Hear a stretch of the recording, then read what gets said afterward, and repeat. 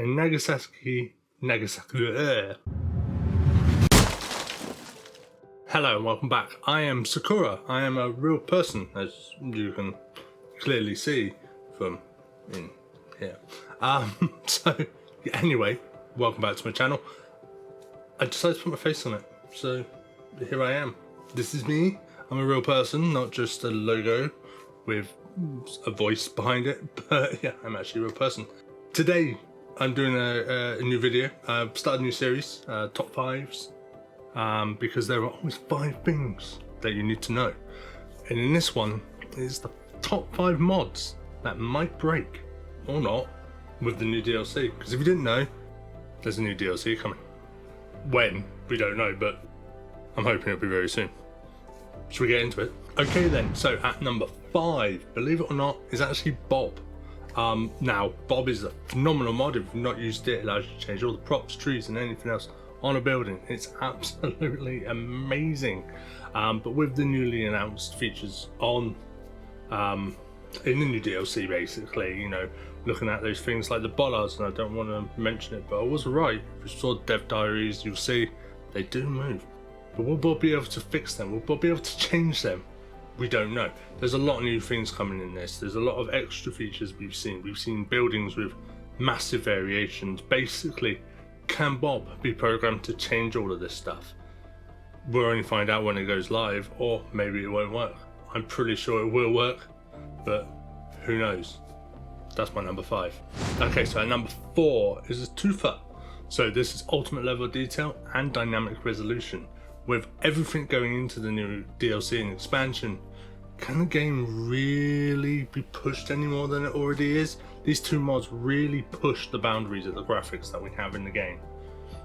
Is it gonna work? Is it gonna function? Is it gonna push them so far that you need to buy yourself a top of the range PC every time a new DLC launches? Okay, so at number 3 is loading screen mod. Now, in the Airports DLC, we did have a temporary fix because the original one's not been touched and the modder hasn't been active for a while on that scene. Are we going to have another temporary fix? Or is the temporary fix going to become the real fix?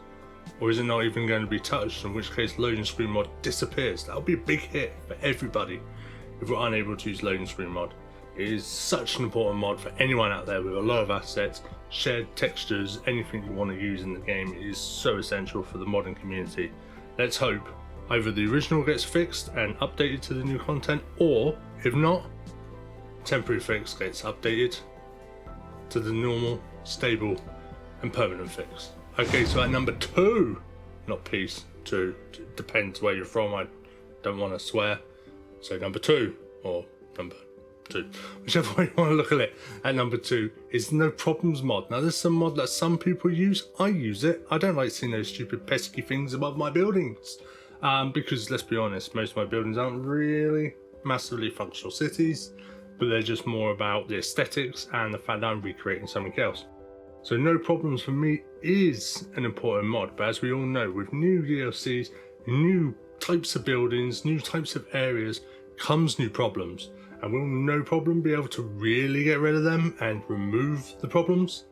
Or is no problem itself going to become the problem? Okay, so at number 1 is a mod that really pushes the boundaries for the game beyond what it actually does, and that is number, I suppose it's a number, it's the 81 tiles mod. Now this mod breaks what the game can do. The game is designed for 25 tiles maximum and only 9 of them at a time per vanilla. This mod allows you to use the entire map, but it does this procedurally. And you often find that features don't always work outside of the standard 25. So is this the DLC that finally brings the 81 tiles to its knees? I really hope not. I love 81 tiles and I use it so much. And Nagasaki, my English, I mean, now you can see me actually messing it up, because I do all the time. But Nagasaki uses 81 tile mod. It is a dependency for me and I really don't want to see it go, but if it does, it does. We can all get around it, go back into those standard 25 and really build. Or is anyone going to get on and replace this, or is it going to get fixed?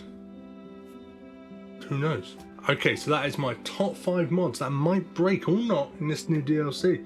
Now, disclaimer, I'm pretty sure on day one when this DLC goes completely live on the Steam Workshop, all these modders will be dead on top of it to fix all these and have them working within a couple of weeks at least of launch. I do recommend to everybody that you check the Steam Workshop, check the comments, check when it was last updated, check for that little banner that will say Plazas and Promenades ready, like we had for airports and previous DLCs. Just double check it, do due diligence before you just load up the game. There are plenty of people in the modding community who can help you if you're not sure or if you're having an issue.